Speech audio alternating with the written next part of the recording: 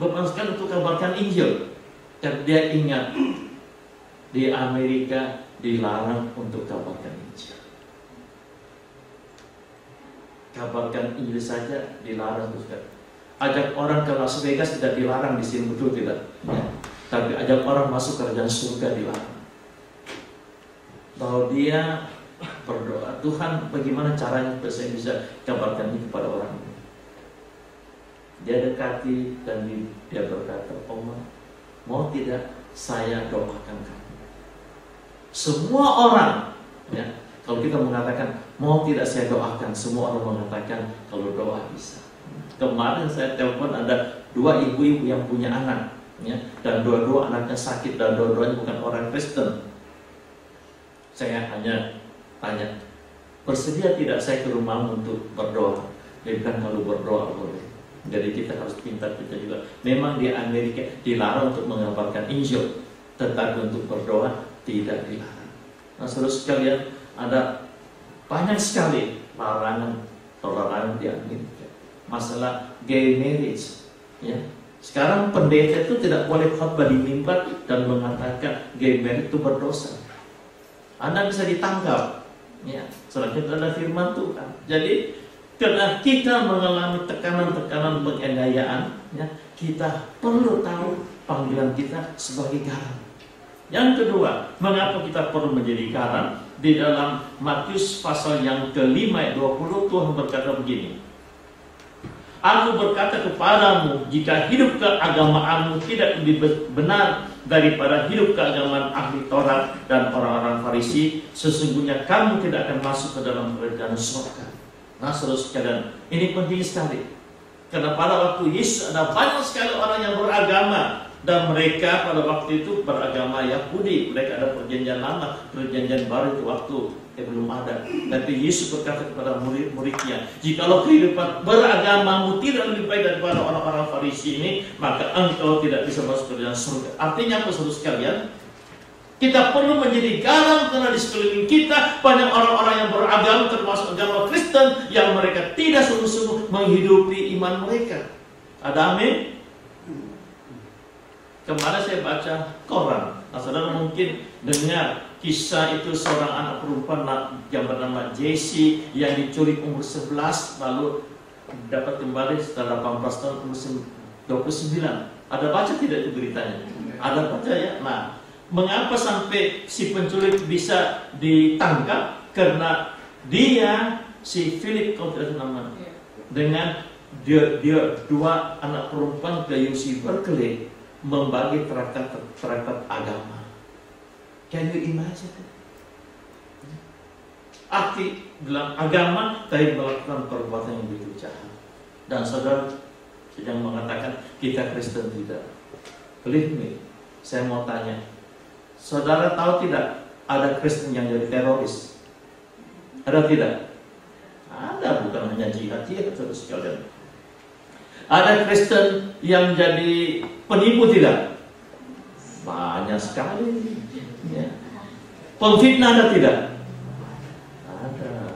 Ya. Pencuri ada tidak? Semuanya ada, saudara sekalian. Di sini memberitahu kepada kita bahwa di sekeliling kita ada orang-orang yang beragama, termasuk orang agama Kristen, tapi mereka tidak menghidupi akan iman mereka dengan sungguh-sungguh. Itulah sebabnya kita perlu menjadi garam, memberitahukan kepada sekeliling kita bahwa ada sekelompok orang-orang Kristen yang beda. Nah, saudara sekalian, di dalam Timotius pasal 3 Timotius dikatakan juga, secara lahiriah mereka menjalankan ibadah mereka, tapi pada hakikatnya mereka memungkiri kekuatannya. Jauhilah mereka. Saudara-saudara sekalian, kita hidup dalam dunia yang satu pihak menekan orang Kristen. Di satu pihak ada orang-orang beragama, termasuk orang agama Kristen, yang tidak menghidupi imannya dengan baik. Itulah sebabnya tidak heran jika Mahatma Gandhi mengatakan, ya, yang menghalangi pertumbuhan Kristen bukan saja di India, di mana-mana adalah orang Kristen sendiri. Itulah sebabnya kita perlu menjadi garam. Saudara sekalian, apakah fungsi garam? Saya tadi katakan, saya 31 Juli yang lalu masuk rumah sakit hampir mati ya, karena pendarahan ya. Memang saya ada makan obat pengencer darah, jadi darah saya encer ya. Sampai sekarang dokter belum tahu apa penyebab pendarahan tersebut, tapi saya kira-kira tahu, istri saya kira-kira tahu. Karena 2 hari sebelum tanggal 31 istri saya goreng ikan. Nah, saya suka makan ikan. Kalau Anda undang saya, sediakan ikan ya. Ikan. Nah, ikan dengan sambal iris lagi satu-satu. Wah, enak sekali. Nah, rupanya gara-gara sambal itu lalu terjadi iritasi, lalu pendarahan. Nah, setelah ke rumah sakit orang mulai berkata begini. Tadi mengatakan Pak Bob jangan terlalu capek. Sekarang dikatakan apa? Pak Bob jangan suka makan sambal lagi. Matilah aku. Apa sebabnya? Karena makanan Indonesia semuanya pakai sambal, betul tidak? Ya. Gado-gado lah, soto lah, sampai roti goreng pakai sambal juga. Ya, tahu goreng yang pakai lombok juga. Nah, saudara sekalian, nah itu sambal diperlukan di mana-mana di Indonesia. Nah, apalagi garam. Ya. Garam lebih perlu daripada sambal, betul tidak? Ya. Saudara makan hamburger di Eat and Out tidak perlu pakai sambal ya. Ya. Tapi garam tetap diperlukan. Jadi garam sangat penting sekali. Garam itu fungsi yang pertama adalah untuk memberikan rasa, memberikan rasa.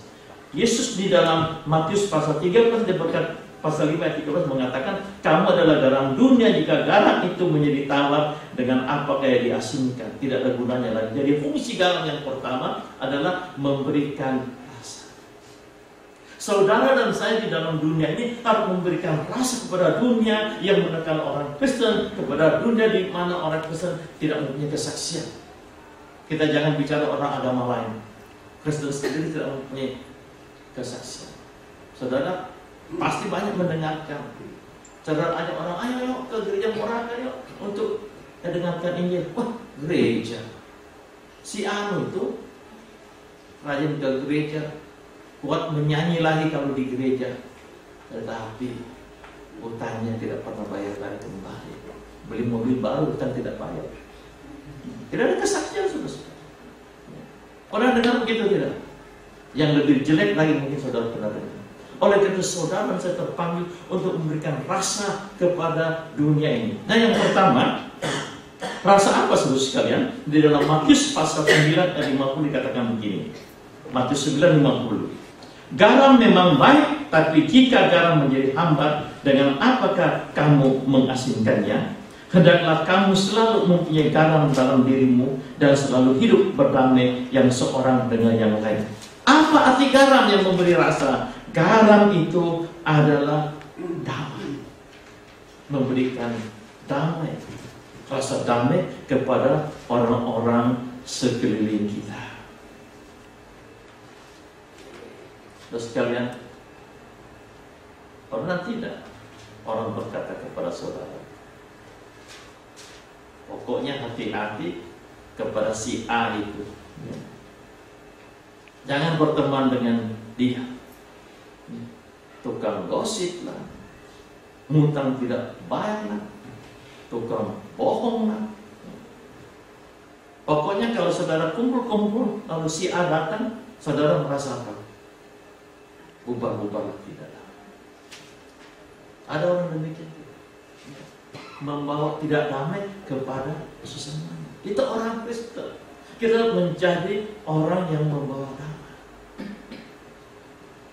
Sekali ada 2 orang di gereja, pengurus gereja bertengkar, sahabat baik, kemudian tidak mau bicara. Pernah dengar? Tidak orang bicara, sahabat baik, kemudian 1 hari bertengkar, tidak mau bicara. Lalu pendetanya tanya, Alkitab ada katakan, ya, berbahagialah orang yang mau damai, karena mereka disebut anak-anak Allah. Lalu pendetanya datang kepada si A. Pendeta berkata, saya sedih, kamu dengan si B itu sahabat begitu lama, sekarang kok sampai kalau ketemu di gereja tidak mau jabat tangan, tidak mau bicara. Ada apa sih? Lalu si A mengatakan, Bok Susi tidak tahu, si B itu begini, pokoknya jeleknya semua keluar. Lalu pendetanya berkata, oh begitu. Tapi saya mau tanya satu hal, si B itu cinta keluarganya tidak? Dia berkorban untuk keluarganya tidak?